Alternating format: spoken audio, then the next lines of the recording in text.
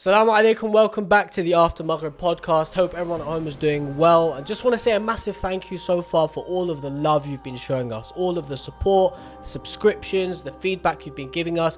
And remember that we can only grow this podcast with your support, brothers and sisters. So like, subscribe, follow if you're watching on YouTube or listening on any other app. This is how, inshallah, we will grow. And today we are talking about something which I find very interesting. But before we do that, allow me to introduce my two partners for this discussion.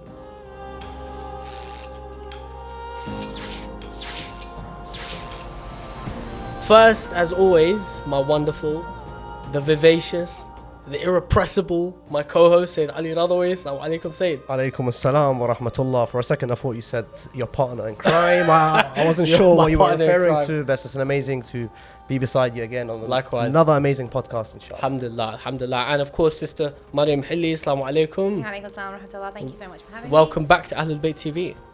Well, yeah, I know. It's been interesting, actually. Nice setup, by the way, guys. Very Thank nice. you. Thank you.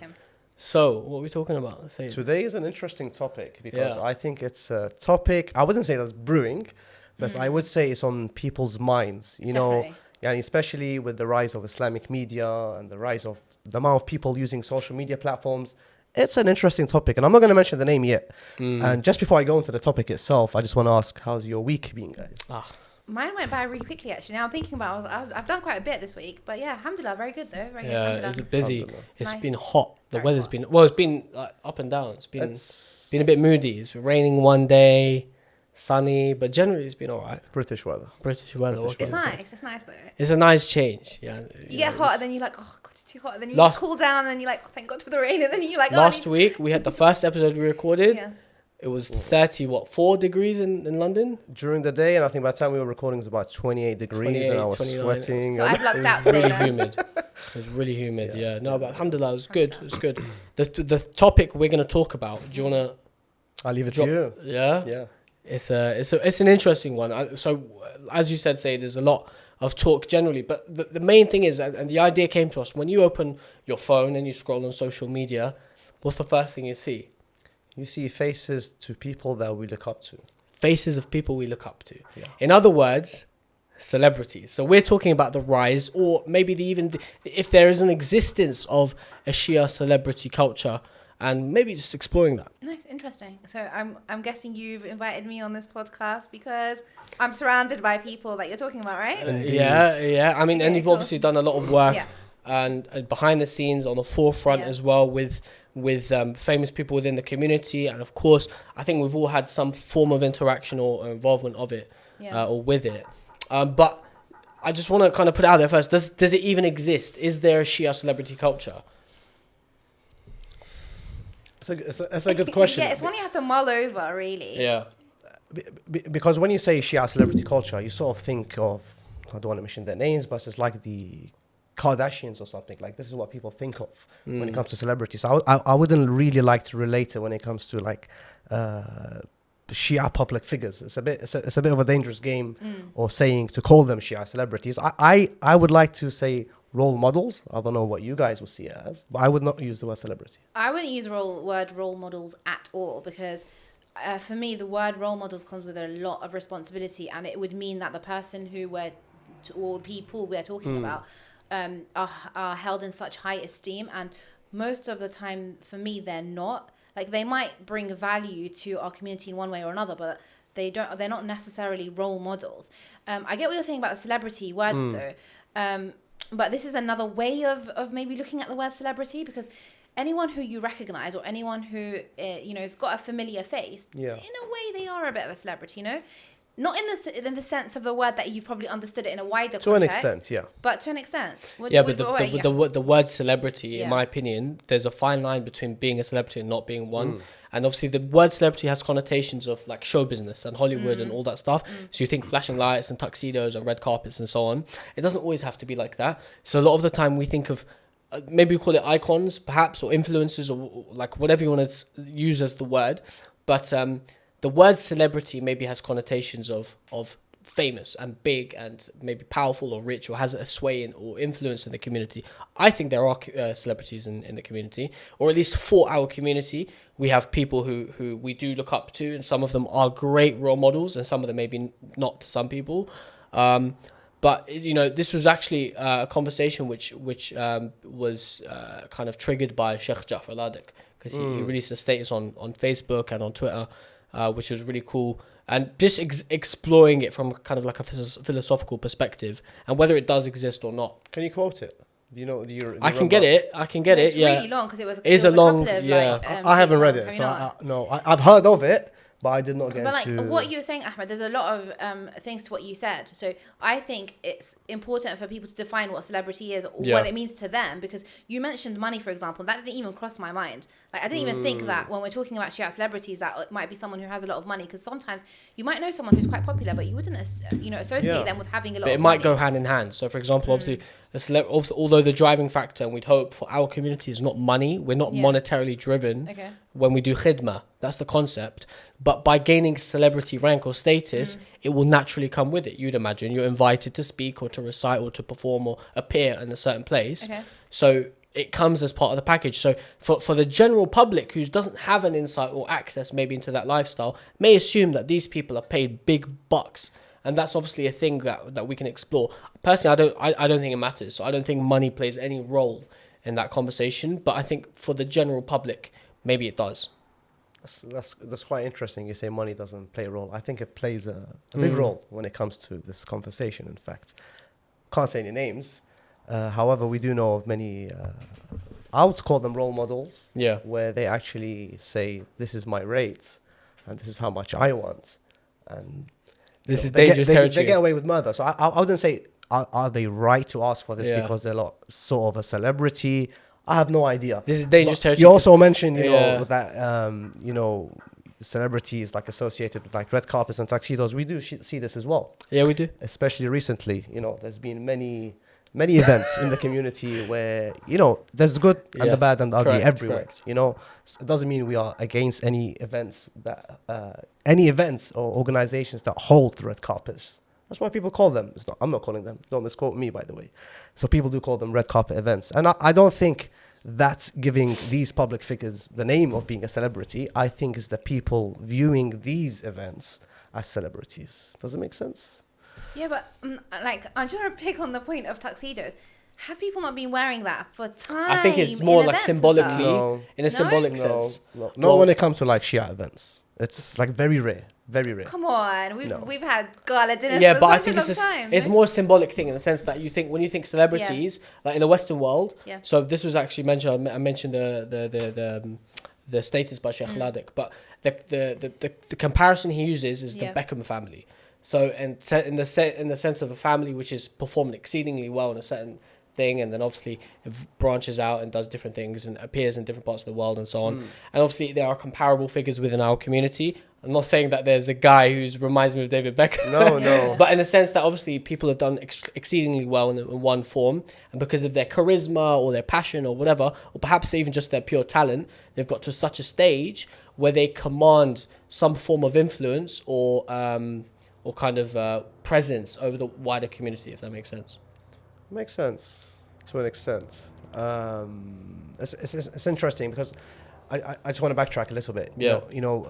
The people that we see as wearing tuxedos or XYZ, whoever they are, I'm not saying they are celebrities. Why I meant earlier on by we see them as celebrities, or the viewers watching these events seeing them as celebrities, is that we look up to them so much that we're sort of idolizing them. They're not there to be idolized. They're not saying I'm a celebrity. They're not saying, hey, look at me, I am XYZ.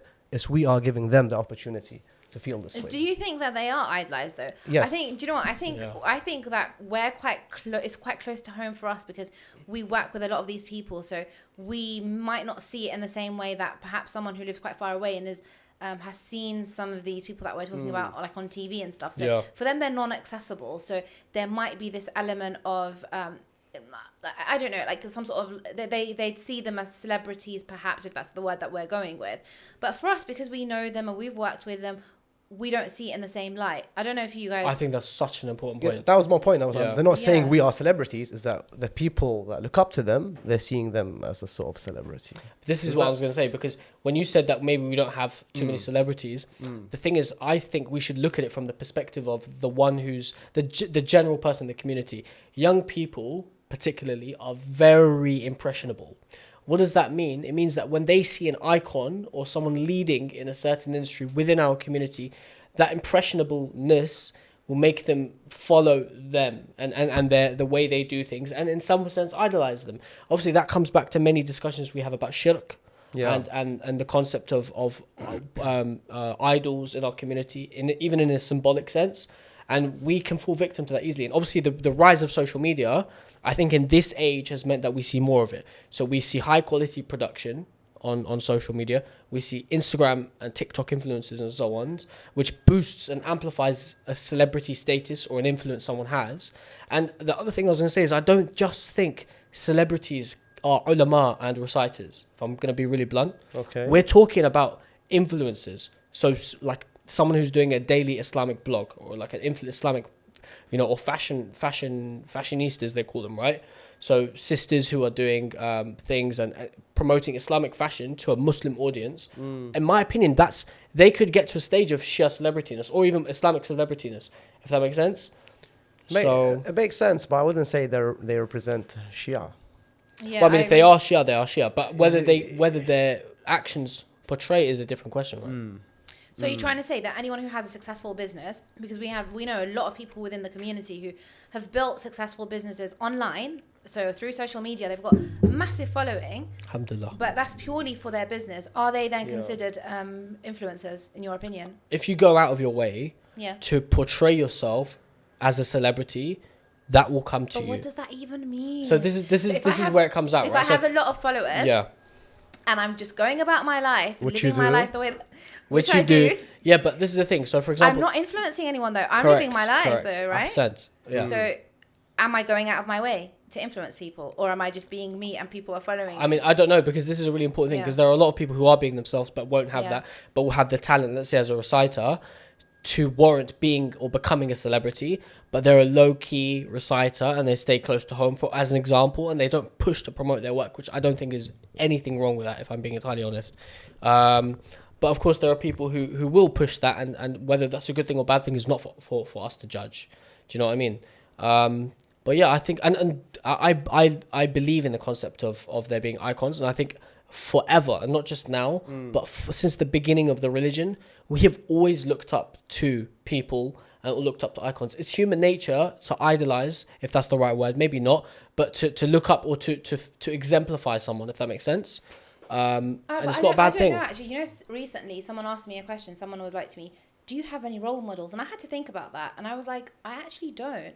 I don't have any role models. If we're talking about role models, like, from a religious perspective, then yeah, I can name religious figures and be like, yeah, they're my role models. But in this day and age, do I have any role models? I really don't. So I don't know about that point that you just made, to be honest. Like, I don't know. Do you have a role model? Can you name someone? Said is my role model. Said Ali's my role. No. It's just because he's sitting next to you right now. You have to say that. Astaghfirullah. When you say role, do I have a role model? Yeah. Are you saying, like, do I look up to someone, or is it someone that I take? I guess it all goes back to definition. Then how do you define role model? But when I think about it, is there because for me a role model would have to be someone who's from the same gender as me. Let's just be honest. Okay. Is there someone That's who interesting. No, I think that, right? So I don't think that. But I yeah, do. anyway. Cause I say the Fatima Zahra as a role model. And she's a lot of the time. Talking about no, she was talking. I think living now. This day and age, right? So I'd have to think the role model has to be someone from the same gender as me. Can I think of someone? No, I can't. There are loads of females who I respect, who I think are doing amazing, fantastic things out there. Are they my role models? No, because we're going to differ on so many different things. We'll differ on like our opinion, our theological opinions, our like political opinions will differ. Therefore, I don't have someone who I feel like can represent the views that align with me. Therefore, I don't think I have a role model. That's why I'm asking you guys, do you have any? Because that's quite important, because if we're talking about celebrity culture but we can't think of anyone who's our role model, then why are we thinking of celebrities as which is good. That means we don't see them as celebrities, which is something amazing.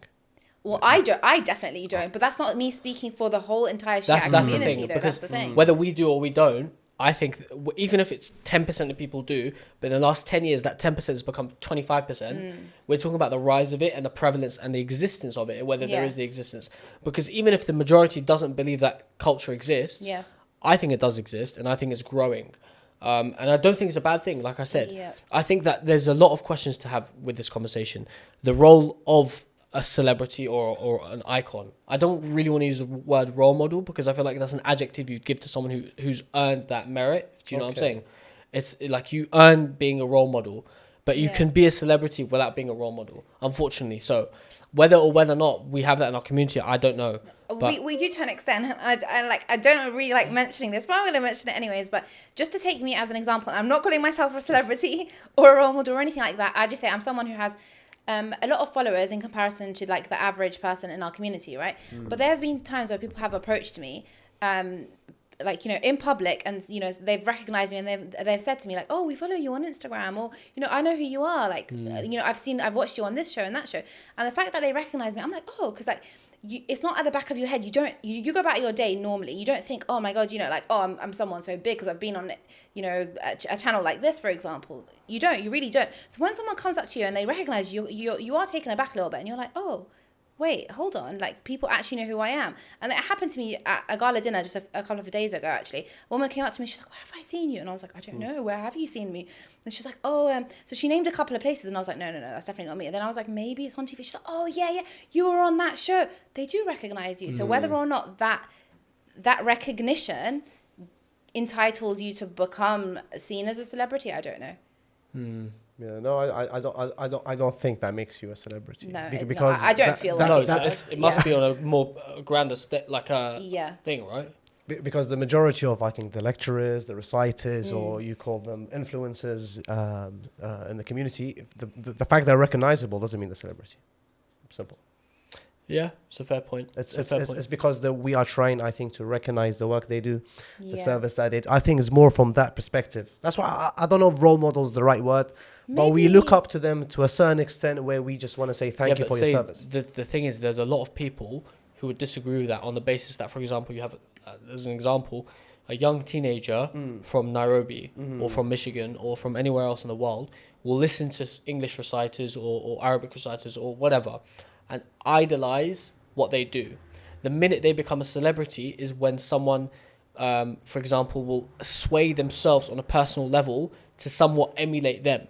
So, for example, if I idolize or I emulate someone who's doing really well in the field of khidmah, whether they're a reciter, a scholar, whatever, if they have an opinion on the way to dress or something they say, and I feel like my opinion is slightly shifting or swaying, just on the basis that that person is doing it, we have then a discussion about celebrity culture. If I feel that they're saying something and making a valid argument and they're having an impact on my belief system, is a different discussion. But do you see where I'm coming from? Yeah. So you have a lot of reciters or speakers or mental health professionals or whatever you want to say, people within the community who are doing incredible work, but will do something in a certain way, and that will have an effect on the way someone else thinks. So that there's a huge responsibility that comes with that. Whether we call them celebrities or not, maybe that's that's not important at the moment. Yeah. But the existence of that culture is there. I don't disagree, because I still believe, although I wouldn't like to call them celebrities or role models, again, I'll keep mentioning this word, but we still do look up to them. So you mentioned the point of the way they dress, something like that. Yeah, I think that's very important. I think they have influence. Let's use that word. I think they have some sort of influence in our lives. And if I see someone I look up to, speaking a certain way, dressing a certain way, or eating food at a certain place, I would want to do that. Because it makes it fine. Like, if I see Sayyid X do this, I want to do this. Yeah, because for me, it's normal. But can I ask you, do you feel like you fall within that category? Not that much, no. What do you mean by not that much? I don't think I have any influence on anyone's life. In terms of, like, when it comes to recognition, that exists. Yeah. So do people recognize? Do people message? Do people? You have, alhamdulillah, been performing and serving the community for a long time. Alhamdulillah. You serve in multiple languages. Yeah. You release albums and videos. You've got alhamdulillah, incredible social media page, and you've got pages in your honor, if that makes sense. Yeah. So in a positive way, you're doing incredible work and people look up to you. Do you feel that you, like, being in the role you are, does that add pressure to you? On my personal life, yes. Because I don't know if it's going off topic, but sometimes you can't go to certain places. Sometimes you can't sit with certain crowds. Sometimes you can't dress as comfortable as you want to be because it has some sort of I wouldn't say it will affect your reputation, but people start saying, this guy comes up on the minbar. I think it's a responsibility. Yes, I think that's the word. I do feel for you, actually, and I do think about that because I feel like because of what you're doing, whatever you do is like, we say in Iraqi, mahsub alek, like people are like, they're counting like his actions or whatever you want to say. But do you not think that's like paparazzi, i.e. making someone a celebrity? Do you see where I'm coming from? Whether it's the form of gossip or pictures. Do you know why? Because someone sees him as someone who is serving the Shia faith and bringing like an element of our teachings or whatever like to the forefront.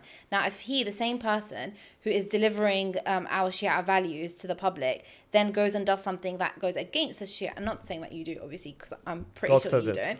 But if you were to step out of line or do something that people would criticize, then that's where people will say, but you've got a responsibility. In the same way that when we see a speaker, if the speaker says something or behaves in a certain way that we don't agree with, we're like, but you sit on the minbar and you're delivering a lecture, but then you're going and doing this, like, automatically we think, oh, you're a hypocrite. We're very quick to label people as hypocrites, by the way, because we really hold them in such high regard, especially people who are on manabir, because we expect so much of them that the minute they slip up in any way, in our opinion, by the way, they might not be doing anything haram, but they might be just doing something we don't like akhlaqi wise. We're like, oh no, like, why is he doing that for? Yeah, and I don't think this is something that, forgive me, I'm going to use the word, we choose to do. Yeah. I think it's the people's fault because I think they find something fun or an expectation for you. That's what it is. I think it's an expectation, but they find something to speak about in the community. For example, we saw, rather we go there, rather we do this, or rather we did that. People speak about everyone and anything. And just touching back on the point, the question you just asked me, the person that suffers with this most is my wife, because sometimes I can't do what I want to do comfortably. Everything's like in a legit way, but because you have this responsibility, you have some sort of limitations of what you do in your day-to-day life. And I feel sorry for the people who are more recognized than me. Interesting. See, the thing is, I think it's not wrong for people to have that expectation. Yeah, my wife has to go Alwan.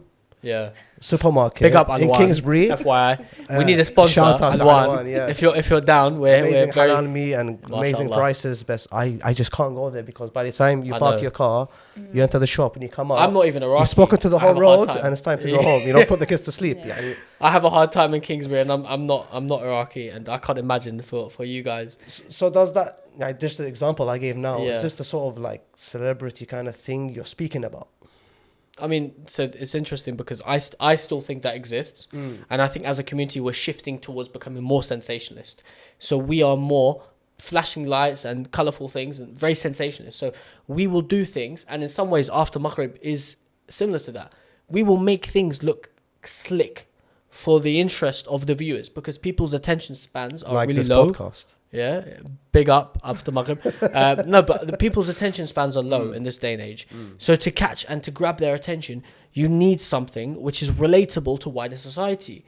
And in wider society, we see this. We see celebrities. We see people who are seem in some ways unattainable.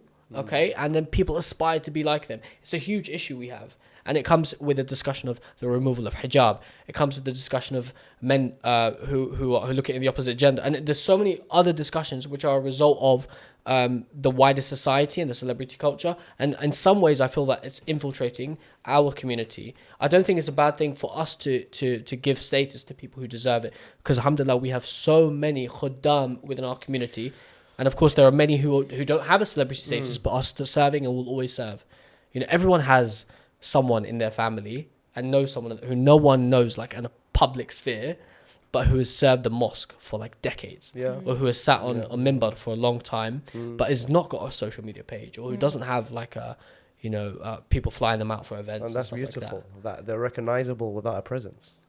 Just their service gives them that status. And it's an interesting thing you mentioned, Said, about the expectations people have. In my opinion, I think expectations should be there. because I will trust my kids to listen to your lectures. Why should I not trust? Why should I trust you to be a role model to my child? If, for example, you come to a majlis and you don't speak to people after lecture, or for example, you'll give a rude response to someone, or for example, you'll post something which, and I'm not saying that they have to do things my way, definitely not. But I think there's an adab and akhlaq which needs to be adhered to, especially from people who have a sway and an influence, because we established that exists.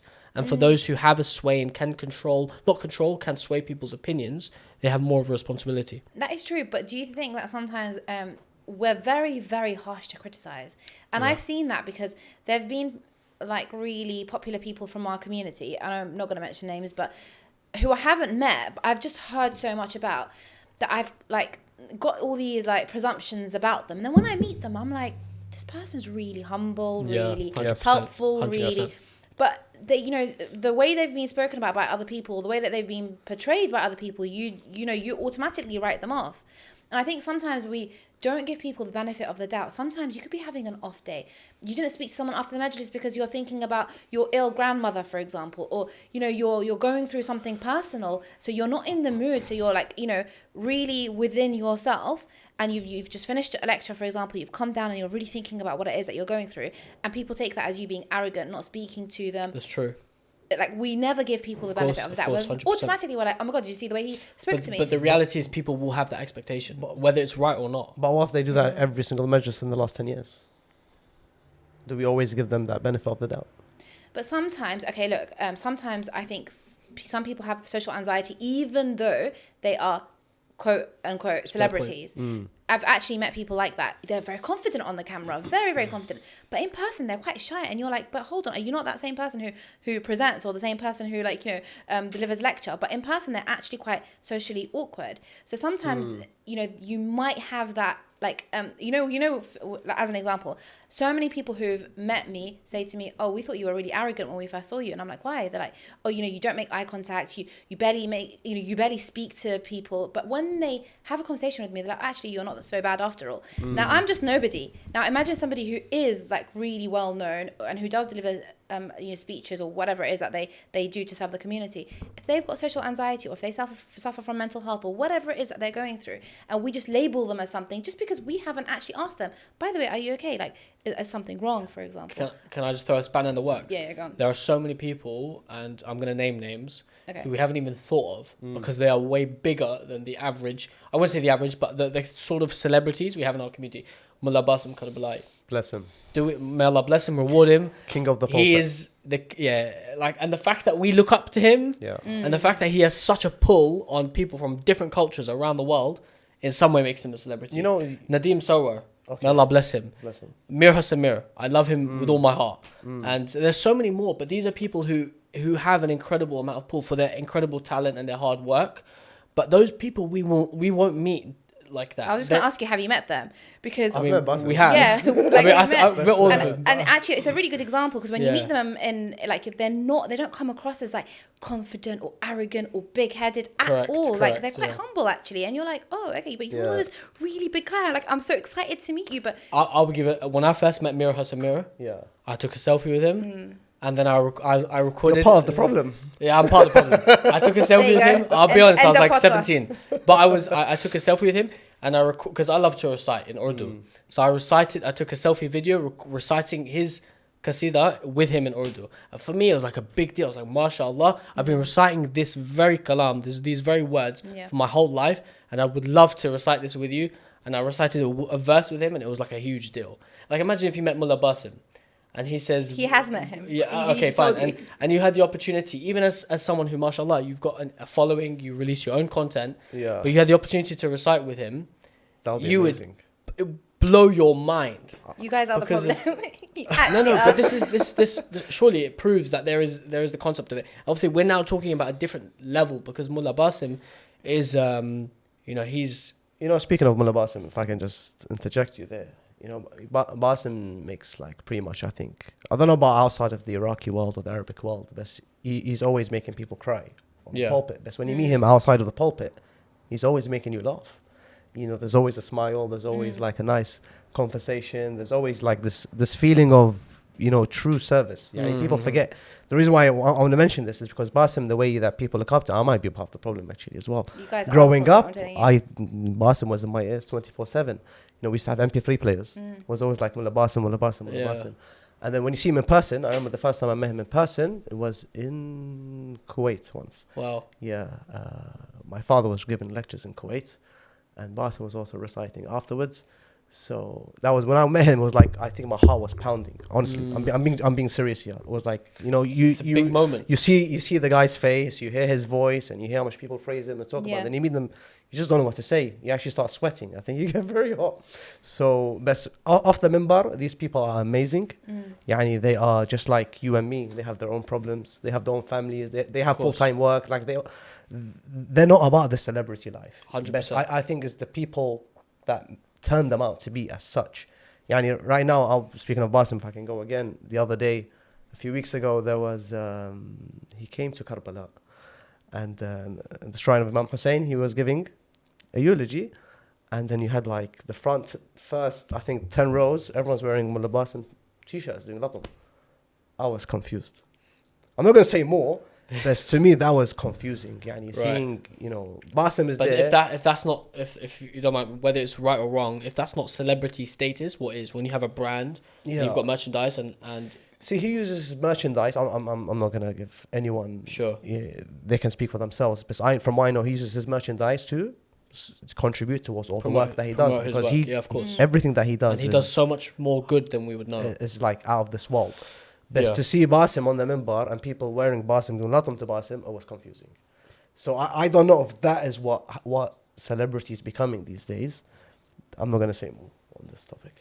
On this matter with Basim. I think you brought up merch, and we are living in a day and age where merchandise does play a massive role in celebrity culture, influence, etc. Because especially within the younger lot, I think, like for me, I'm old now, like I'm not interested in buying merch, but when I look at my daughter's generation, they really are interested in buying merchandise because it kind of reinforces their identity. Because 100%. Do you know what I mean? Like it represents. Shout out to Sayyid Mujtaba Husseini, who has a merch business, a pioneer in the Shia industry. Because it's basically saying, I endorse this person or this organization or whatever it is that the merch is representing. So it's a very big part of identity, definitely. Actually, I'm actually gonna. Although I said I'm not gonna speak about this, I'm actually gonna talk about it.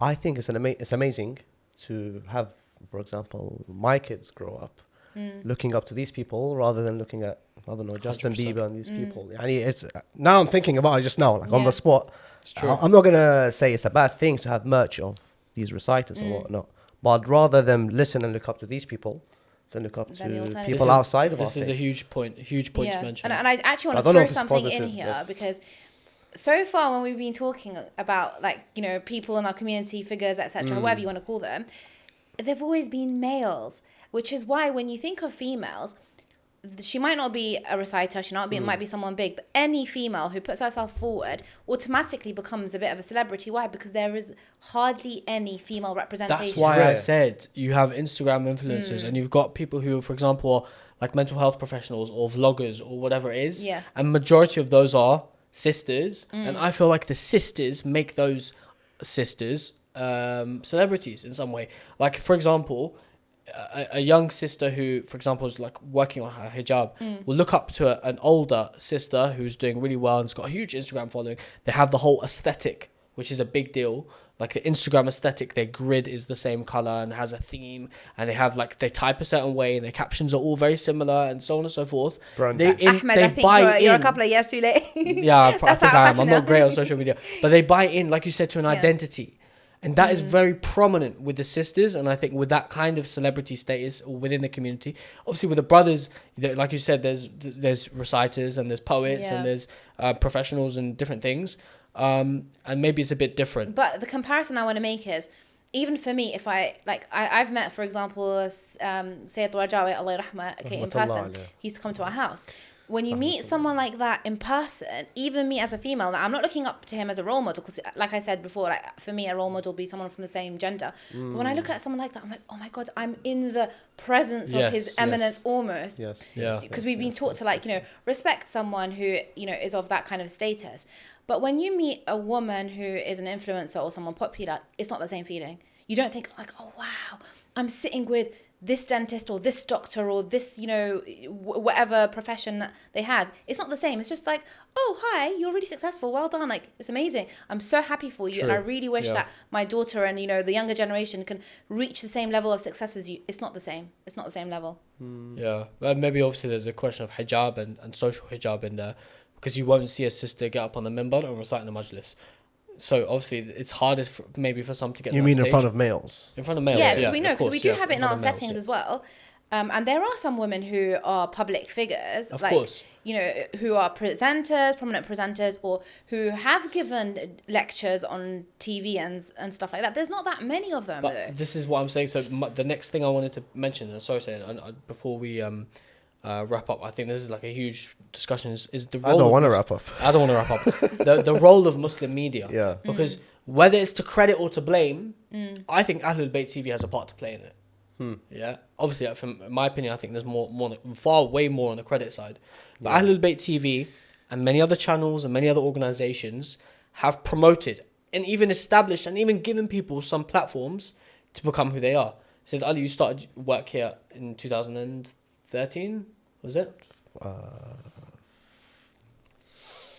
Just put the guy on the spot, 2014, I think 14. it was, yes. Yeah, Yes, but it's yes. like, and obviously this was around the time you were developing in your work, right? Yes. Yani, to be honest, when I started working here, I don't think I was really reciting. Yani, it was more of, you know, someone's house, or, you know, it was like out of respect for my late father, because being a lecturer, they were like, you know, you're his son, let's put him on. Yani, it was that sort of, you know, the community giving support towards me. But I think starting English was a bit different, and Ahlul Bayt TV being English, this was sort of interesting for both of us, because English was a very new thing. Yani, even till now, it's still new to a lot of ears. Alhamdulillah, communities are a bit different these days. It's more acceptable. But Ahlul Bayt TV did help push English out. 100%. Yani, I don't know if they pushed other languages, not quite sure. But when it comes to like the English world, 100% Ahlul Bayt TV That's had a why I big role. say that there's a contribution. Yeah, but I don't think they pushed to get people out there. They pushed an English voice. I think that's what they tried to push, and we got one of the lucky ones, I think. No, I think there have been several platforms which have shed light on people in the community who have some sort of talent or the other, whether it's a talent in reciting or speaking or presenting or whatever it is. But we've seen platforms push people to the forefront, and it's been an amazing opportunity for those individuals, young or old, to be recognized by the community for their talents, so they can be booked up in places like mosques and stuff. Sometimes you kind of, I don't want to use the words, I don't want to say we're sick of hearing the same voices, but sometimes you want to hear from someone new. You want a fresh voice. People are sick of the same voices, by the way. I don't think that's a lie, by the way. We can say it out. Yeah. Like there is a need for more, not celebrities, because that's obviously, this sounds a bit bad, but there's a need for more icons, and there's a need for more for leaders, and there's so many reciters. I'm going to call them servants. We need more servants. Of course. Servants. Publicly performing and publicly out there, servants of the Ahlul Bayt. And you know, Maryam said a very nice point where she was like, they're giving them a platform. Yeah. And there was recent an amazing, you know, initiative by a different TV channel, and I came across so much amazing Shia talent. I was like, how have we not heard of these people and before? You wouldn't and it was think that there were so many as well. Yeah, subhanallah. Different age ranges. Yeah, and it's crazy that no one has given them this opportunity. And Islamic media, Ahlul Bayt TV, other TV stations themselves, it's very important that we support these. I think That's future why I said, reciters, will be future people, lecturers, future whoever they are. Yani, I mean, whether it's right or wrong, there are of course people who I'm sure who are even watching who will hold the opinion that it's wrong for a Muslim media channel to endorse and to promote and to publicize a Shia voice, and that voice being a Shia person who becomes some sort of an icon or a figure. Do you see what I'm saying? Yeah. And that personality is then given, they go on their own journey outside of the channel or outside of any organization, and then they grow in their status. It doesn't make it the fault of the channel or anything, in my opinion. I think the channel is looking, or a channel is looking, like you said, for positive servants who are performing khidmah and doing it in the English language, especially for this channel, and will endorse it. You know, there's a need for it. But is there, for example, a risk that it gets too far? Yeah. Do you see what I'm saying? Because let's be really blunt about it. We are edging kind of more and more and more towards the Hollywood style. I don't think so. Come on, that's an Really? exaggeration. Okay. We're far from it. We don't even have the budget for it, let's be honest. That's outside the We'll question. never have the budget. If you had the budget, would you do it? That's the question. They will. No, because there's a certain remit, and it depends on, again, like when you say Hollywood, etc. What are you talking about? Showbiz lights and stuff like that. Like, what's wrong with lights? No, We have lights in the shrines. Like, I think what it's just true. lights. I think what Ahmed Yeah. meant, and I'm not going to disagree. Maybe I can agree with you fully on this point. Is that productions? Yeah. So I'm not talking Production. about the red carpets and showbiz lights and Yeah. whatnot. I'm talking about high-end productions where even sometimes I look at a video from certain reciters. I'm like, it's a bit like Bollywood. You know, it's like there's a huge resemblance between, you know, a guy singing about falling in love with some God knows who, and the guy singing about reciting about the Masab of Karbala. Yani, when you're watching the production, there is absolutely no difference. Is that bad though? Yes. But I if don't you're know if it's if bad. you're trying to find a Yeah. way to engage my your opinion. audience, I'm not attacking you for your opinion. I'm saying if you're trying to find a way to engage your audience, and Yeah. we're in a world where attention span is so small right now, very small. Like, you know, we scroll through our social media. We don't even have the patience or the tolerance to even not ponder. That's not even the word. It's like literally like Allah give us hover on patience. something longer. Attention span Yeah. slow. Yeah. So they're trying to pull out all the stops they can to get people engaged, and especially when you're trying to engage them in something that's religious, that's even harder. But doesn't that defeat the purpose of serving? But Not necessarily. Not if you. because not, what not if happens- the message is received at so the end of earlier, it. earlier the word I used, and I think I might have used the wrong word, is Yeah. worse. Will it get worse? Did I say worse? Yes, you did. I think. I don't think that's the right word. I think I meant will it get deeper in the sense that I think it will we evolve. Is the evolve. word. Yeah, perhaps. And it will keep evolving depending on the Yeah. times. So that will be, you know, like subject to like the way things look aesthetically, or the speed, or even the length. All of that will vary depending on the times. Right. Okay. Fine. But at the same time, with the increase of, I'm going to go back to the Instagram concept because Yeah. I don't know any Other like platform. Instagram. Yeah, I don't know any other platforms. Although Little Bird tells I'm a me bit that old you're quite school. good with TikTok these days. No, I'm not at all. But for example, there's the concept of like we talk about these Instagram influencers and all of that. Yeah. That when new platforms are introduced and new methods are introduced, there becomes new risks that are introduced at the same time.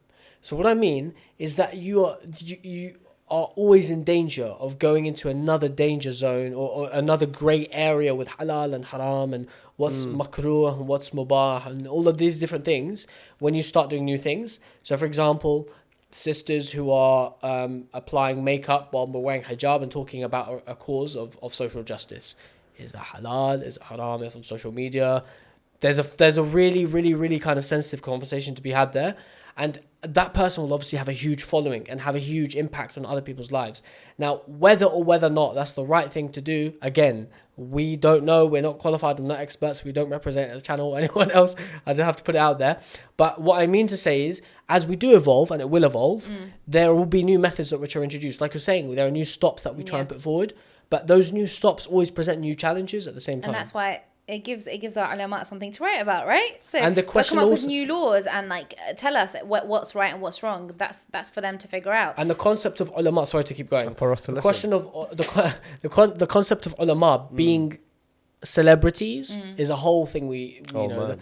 But I mean, a lot of our maraja, Yeah. may Allah lengthen their lives and give them protection, don't have that sort of presence on social media and so on. But of course, we revere them, we respect them for everything they do and give. At the same time, you've got local community scholars who maybe have got an incredible presence on social media and obviously in day-to-day life, who may have more of an impact on your life than your marja has on your life. Do you see what I'm saying? It's an important thing to think I about. don't think it's the same though, because Maraja holds such a high like status within communities whereby when they say like get up and fight for your religion or for your country, you're going to do it. Whereas if someone in the local mosque said, oh, Ahmed, you should, take it as gospel. get involved in this like political thing, you're not going to listen. It's the same. Yeah. When the marja says you have to do this, everyone will get up and do it. That's a massive influence, if you're going to call it influence. Yes. Now think about that. And the problem is that sometimes with maraja, people hero worship them to an extent where they become like the sword with which people fight each other with, unfortunately. Do you get it? So they become like, everything they do becomes in the name of that marja that they follow. Maybe this is like a black hole we're wandering into. She's opened the kind of worms. Oh my god. I'll leave you guys to discuss that in another episode. But I'm just going to add people to actually, speaking of celebrities, they idolize these maraja. It's not their fault. It's the followers. I don't know. May Allah bless all of them. I'm sure they don't have the wrong intentions. But they really do idolize them. One time, someone came to my house a few years ago, like, say, where's the picture of your marja? I'm like, no. They threw the question straight at you. He's my marja. I follow him. I love him. I look up to him. Everything. But I'm not gonna have his photo up. It's enough. I go to the center. I see his picture. I go to his website for rulings. I see his picture. It's enough. I don't need to have my photo. But there's people who take idolizing to a next level, and I think so there are people that unfortunately idolize our scholars, our jurists, our maraji, and it's something that is interesting to see, because I don't see them idolizing the Ahlul Bayt as much, to some extent. Maybe. I don't think that's the majority, though. It's not the majority. That's, living in the communities that we live in and coming from a very, shall I say, the community I come from, you see it, it's very open. The way people idolize these jurists. I'm not here to cause any fitna, but I just want to go back to a different point that you were touching on about briefly, and I mentioned Bollywood. The reason why I disagreed with, for example, these taking the production up a level to where the comparisons now Hollywood and Bollywood, it's because it creates competition. Being a reciter, I'm like very lucky to sit amongst other reciters and be in different groups and WhatsApp groups as well. And you can see the gossip and the talk that's happening. This guy, he did this, I want it to be like that. Or, let's try make it better than that. Or you're like, what's going on? But isn't healthy competition good? No. But because I on YouTube, then it's a different story. Because I see now is defeating the service you are doing. At the end of the day, we're trying to serve a particular cause. And there's people that when they see this high-end productions, they're like, they're more interested in the production than in the service. I don't know. It's my opinion. But then I think it comes down to the person themselves. There are some people who are content with just service, and there are people who are looking for something beyond that, and they're looking for to grow their name. And I'm not mentioning, I don't have anyone particularly in mind, by the way, and I'm not talking about reciters, by the way. I'm just talking about anyone in any field. There are some people who want to grow their following, or they want to grow their fan base, let's say, so they'll always want to take it up and there are some people who are just content being where they are. That's fine. Like I said to you, we all have someone we know in our family or extended circle that will be like that. But I don't think there's such thing when it comes to our aqaid of going beyond service. You might want to promote your work and say, I want to give back to the community that gave it to me. Like Sayyid Ali might, he will acknowledge the fact that he was given opportunities and he was taught and he learned and he traveled and he wants to do the same, and he recites in English language and he's promoting the message of the Ahlul Bayt alayhim as-salam in this day and age to this society. I commend that. But when it comes to the point of I want to grow my following and I want to grow my name as a primary thing, that's completely wrong. But what if my name is my business? What if the way that I earn a living is through the service that I do? You trust tawakkul Allah. Like you have, when you get to that stage, maybe it's an expectation that's unrealistic, but you will trust that Allah subhanahu wa ta'ala will reward you and accept you and bless you regardless of whether you have a name and whether you've got 20,000 followers or 20 followers. Do you know what I mean? And you won't be worried about your business. You shouldn't be. I know it's easier said than done. It is, but for some people, it's part and parcel of what they do. Yeah. So like, if your primary job is, for example, reciting, if that's and you all rely you on do all year round, I agree with this, yeah. then you will always be looking for avenues to grow your. But we were talking about the quote-unquote competition business. element, right? So in terms of competition, before you know it, you'll have this guy says, "Oh, this guy had." Yeah, but like, that's why I'm saying you know, it depends on the person. He had extras in his video. I want CGI in my video, Yeah. for example. Do you know what I mean? Like it will come to a next level. You I have need to look VR, into that, CGI. VR. Honestly, Yeah. like you'll have, for example, Haram albums being released in VR headsets or something, and that exists in VR Karbala, which is an incredible initiative. I have to give it a shout out. But in terms of promotion of the self-worth, I think that's wrong. As we're brought up on the concept of khidmah, giving all with no hope of return. But I have to disagree with you there. Like, I have to disagree with you. Why? Because I've seen so many people being rinsed under the name of khidmah, and they serve the community so much and get nothing in return for it. And at the end, But they're that's like, a well, why different am I discussion. serving?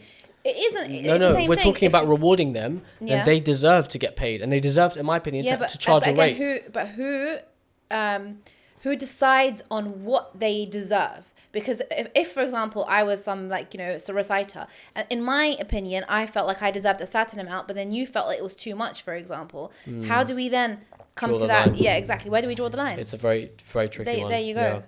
On that note, I think it's time to wrap it up. But it's been, obviously, I think we could talk for like another 3 hours. We really could. There's so much more. And as we're talking about it, there's so many different things like you know, into play. levels. By the that way, there's so we much can things go I want to into. mention, but Yeah. it's not suitable here. Yeah, Not for this maybe a podcast. part 2, inshallah. After the show, we'll continue.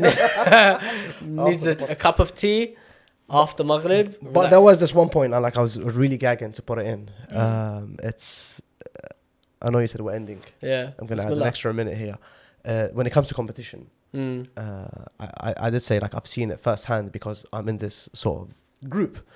The scary bit is that people are now creating self-promoting platforms. Okay. Where it's a big discussion. But it's reached a stage now where you have people creating their own Organizations platforms and to stuff. push their own work. Now, I'm not saying what they're doing is wrong, or their intention is wrong. But the idea of what service is changed completely because of these self-promoting platforms. I don't disagree. I don't at all. Being the ancient person on this panel, they have existed actually for a while.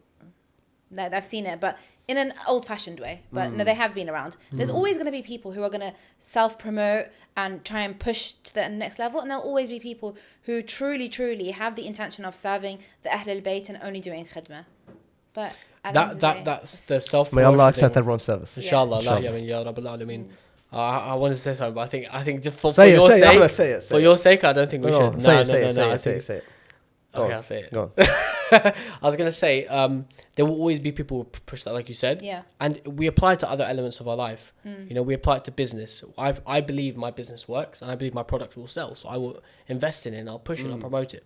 But when it comes to the discussion of religion, and we are born and brought up with the concept and the notion of give without hope of return. Ahsant. You know, Ahsant. like there's we're told to treat this in a different light. Anyway, inshallah, I think we have this discussion another day because Inshallah. the concept of all of this stuff is fascinating. Inshallah, we are really excited to hear what you have to say, brothers and sisters, in the comments. We hope we haven't been boring you to death. But inshallah, first we ask forgiveness if we've offended anyone, and of course, our primary goal is to engage in conversation, to grow and to benefit ourselves, and inshallah to whatever benefit we can give maybe to people at home. But most importantly, brothers and sisters, if you are new to After Maghrib, we need you to follow, to like, subscribe, share, get involved with the discussion with a late night buzz. If you have topic suggestions, if you have guest suggestions, if you want to hear more of something on the podcast, please get in touch. You can reach us by email or social media, of course, on YouTube or any of the social media platforms. We're also on TikTok, so give us a follow there.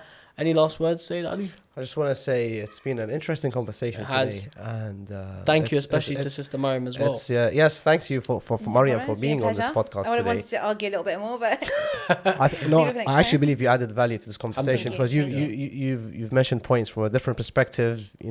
Me being like as a reciter, I haven't seen it from our side yeah. of you from your perspective. So it's been interesting, and I think everyone watching and Yeah. listening to this podcast has inshallah benefited Inshallah. from this conversation. And as Ahmed said, I hope I haven't offended anyone. Please forgive me if I have.